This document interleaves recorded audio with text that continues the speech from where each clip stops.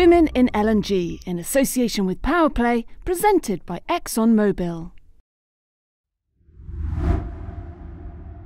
You have to put the very best team around you. Without that, you will not achieve, the full potential for your team and for yourself. Hello and welcome to LNG TV. We are thrilled to be joined by Martin Houston for this very special edition of our Women in LNG series. Co-founder and Vice-Chairman of Tellurian, Martin is one of the most recognisable and respected figures in the global LNG industry after 32 years at BG Group. He is largely credited with being the key architect of BG Group's world-class LNG business. We look forward to discussing Martin's career, his leadership journey, his views on the future of the industry and his involvement with PowerPlay. Martin, welcome to the show. Thank you very much. Good morning. Good morning. Thanks so much for joining us. So you're going to be on the judging panel for this year's PowerPlay Awards. What was it about the opportunity that excited you and attracted you to get involved? Well, look, I think PowerPlay has become a quite significant event, across the LNG industry over the past few years, and it is something I feel passionate about anyway. And to be involved in something that I think actually has established itself as a real, anchor, I think, in this space was hugely gratifying. Look, I feel very strongly about diversity in all of its forms, by the way. I mean, not just gender, but diversity more generally, in the workplace and, of course, in society as well. But on gender diversity specifically, I'm particularly driven because I have two grown-up daughters of my own, and I've seen them develop in the workplace as they have embarked on their own careers. So that kind of brings it home to me as well, as somebody, as a parent watching them get on in the world. And, finally, just hoping to make a difference. I mean, it's so important that we get D&I more broadly right in our industry and right in companies, and that we don't just say what we want to happen and what we want to do, that we actually follow through and do it. And PowerPlay represents a forum for helping that journey more broadly for the industry. And how do you feel that LNG as an industry is doing at the moment when it comes to diversity and championing women in LNG? Do you feel that compared to other industries, do you think it's right up there or it's got more work to do? How do you feel it is? Look, I think it's, we've got reasonable diversity, I would say reasonable, but LNG is part of the old energy economy to some degree, and broadly speaking, we've not seen the kind of diversity that we would have liked. Unlike, for instance, the new energy industry, where you're seeing a lot more balance in diversity, gender specifically. More women want to be involved in the new energy space. And that's a great step forward for us. But the LNG industry has got a very, very long way to run, and so it's important that we attract some of that desire into our industry specifically. And really, there is, the LNG industry is not covered by the general excuse in the oil and gas industry, which is that it's engineering based necessarily, and that because we don't have a lot of female engineers coming out of universities, we don't have a lot of females in the industry. That's the common excuse for a lack of balance within the industry that I've heard so many times. The roles in LNG are different, and many of them are commercial roles. And so there's less excuse, I think, to have this sort of offshore engineering mindset, which skews the balance towards the males in the industry. Having grown and led sort of sizable organisations, what advice would you give to business leaders and to others who are looking to develop equal and diverse organisations and workforces? I mean, you've just spoken about the need to get things right. Look, first of all, you have to lead by example. do as you say. If you say that you're going to do something, you have to be seen to be doing it, and you have to be seen to be leading by example. I mean, that's what the authenticity in leadership is all about. We have to remember that as leaders in the industry, we cast a very long shadow. And it's sometimes easy to forget that when you're sitting there saying things and not understanding or not recognizing just how powerful that can be in organizations large and small. So if you say something and if you do something, others will follow. And that's crucial. You have to have visible commitments to what you espouse. So if you are driving diversity in the workplace, you have to have a workplace which enables that diversity, whatever the hygiene factors are that brings that about. But you have to think more broadly about what it is that stops the diversity stops us becoming more gender neutral, and you have to be able to head those things off. Take them on up front. So a small example for me is mentoring. If you ask women what is an important constituent of developing within an organization, they will say mentoring. But if you ask them how many of them are being mentored or are mentees, are mentors or mentees, you'll find that the numbers, really quite small. And that to me is an enormously powerful tool for helping women move through the organization, or indeed attracting women into the organization. So look, broadly speaking, lead by example. And how do you feel that the PowerPlay Awards can also assist with this? Because as someone who's won numerous accolades throughout your career, what is it like to win an industry award? And how important is it that people vote? I mean, the PowerPlay Awards last year received over 92,000 votes. Why is it important that the whole industry get behind these awards? Look, I think if you're nominated by your peers for something, that's a powerful motivating force. I mean, your peers have said to you, I'm nominating you for an award. Now, whether you win or not, is a second order issue for me. The fact that you've been nominated and somebody has taken the trouble to write a brief about you and submit it, I think is enormously empowering. So that's why it's important to show to others that they are valued and that they command your respect. And the voting process, of course, is important as well, because the more votes, the more powerful the whole thing becomes. The more it embraces more people, and I just think the whole PowerPlay initiative just much more gravitas, which I believe it has developed over the short time that it's been going. I mean, it's come from a very, very small beginning to something that really is quite global now, and is quite visible and recognized in the industry, and of course supported and championed by one of the largest oil companies on the planet. So for me it's a huge initiative. And look, I think if you're nominated by your peers for something like that, it must feel pretty good. I mean, it's happened to me in my career, and I can tell you it does feel pretty good. So, for those that want a bit of a push to go and vote, to look at the nominees, please do so, because you're enriching the lives of those people who've been nominated by doing so.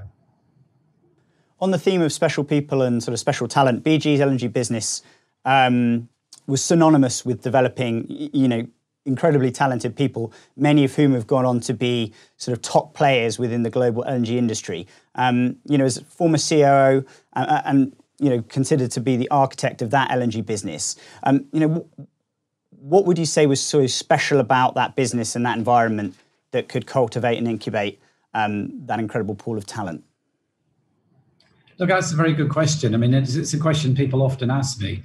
Looking back at, not just the LNG business within BG, but BG itself, I mean, was a hugely powerful force in the industry, in the time from when it was really created in October of 2000. I think on the LNG space, there were a number of things. One was it was a great team. We had a phenomenal team of people, tightly knit, well networked, fantastic communication between that team.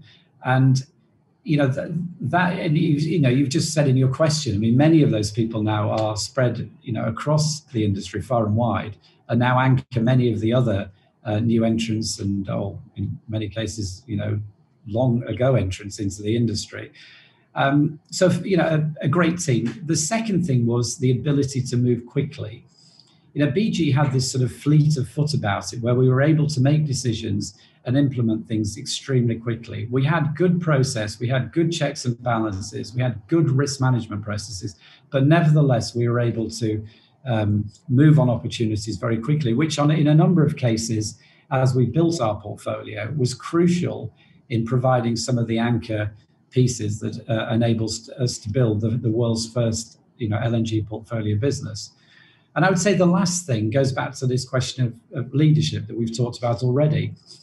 Frank Chapman was a tremendous CEO, and the relationship between my team when I was leading LNG, and of course beyond that when I became the chief operating officer, was he trusted us, and because of that he was able to back us, knowing that we would deliver. Now, we didn't always do things exactly as we said we would. We made some mistakes along the way, but by and large, that trust was a huge motivator for us to go and drive forward for the next piece of new business, knowing that we had the full support of the organization behind us. It wasn't the case of we're going to develop something and then take our chances going to the board at some later stage, and maybe we'd be successful, maybe we wouldn't after we'd been through some huge corporate process.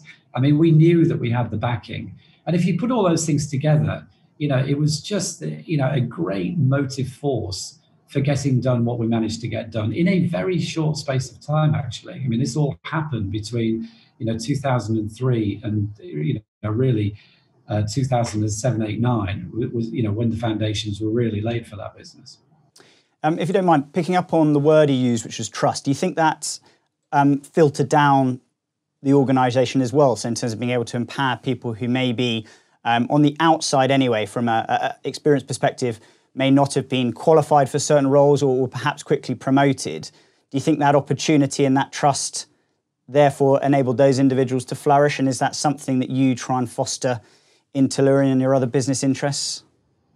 Yeah, absolutely. I mean, this whole notion of delegation and empowerment, empowering people to get on with their jobs, not, if you like, micromanaging them, and trusting them to do it, is a hugely important part of leadership, in my view. But it goes back to something I said earlier on, which is you need a great team.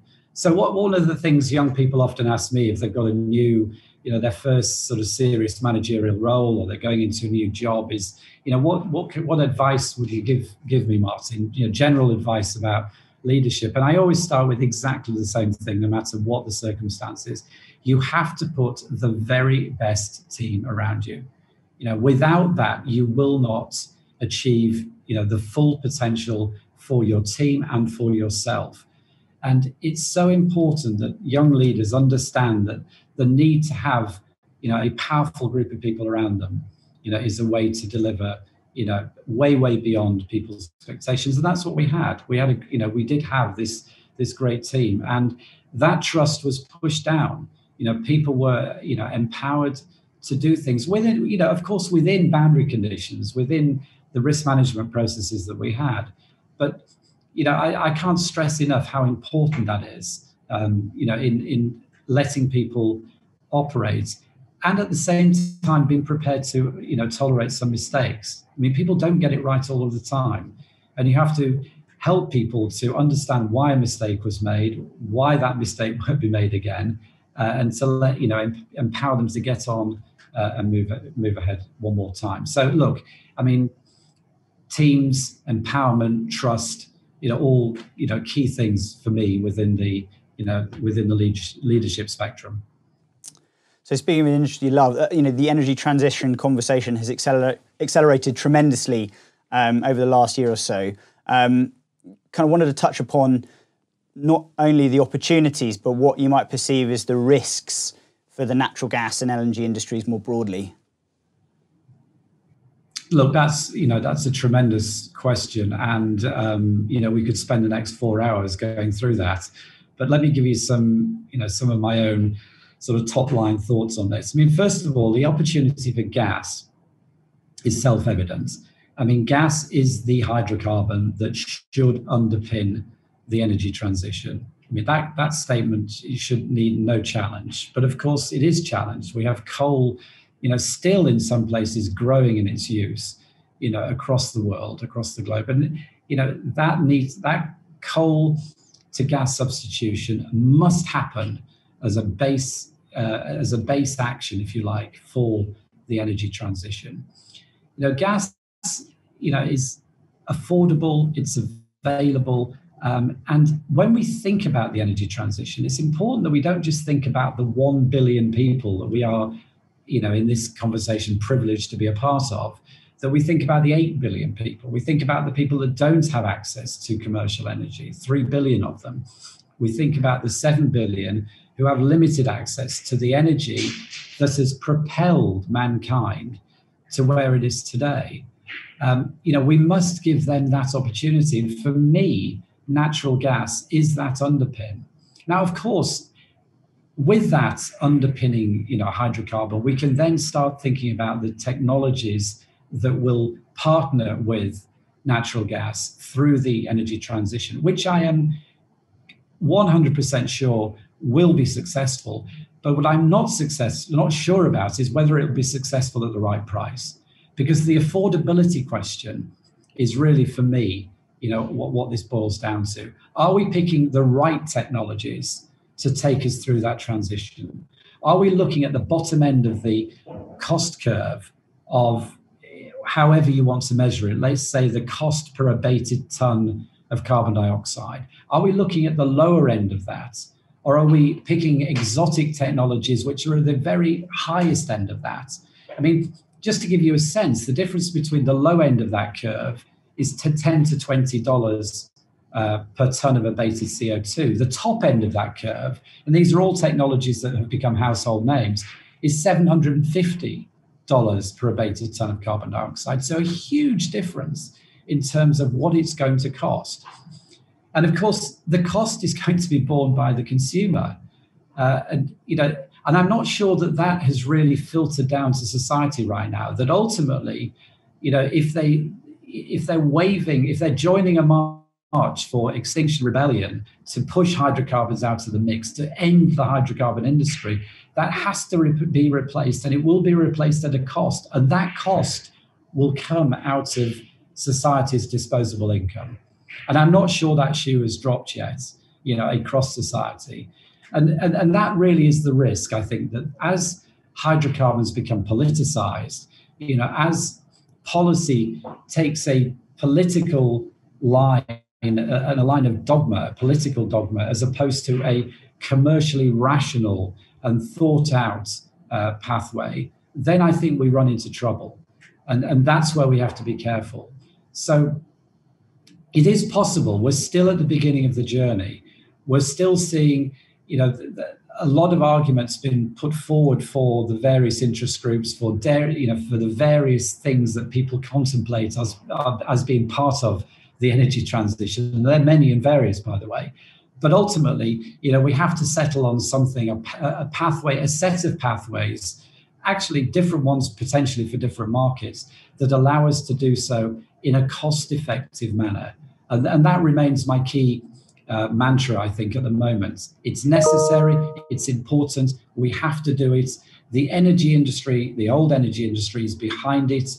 People like me who are, have been around a very long time are actually champions of it. I mean, in Tellurian, we're supporting all sorts of research into low carbon, particularly at Columbia University in New York. But that has to be supported by the right policies and the right political drive to take us where we need to go. Thank you, Martin. Switching slightly from the macro picture to specifically into Tellurian, it seems lots of positive momentum at the moment. Organisation's cleared its debt, proceeding with its gas drilling programme. The last few weeks, you've announced securing 2 very significant sales and purchase agreements with leading trading houses.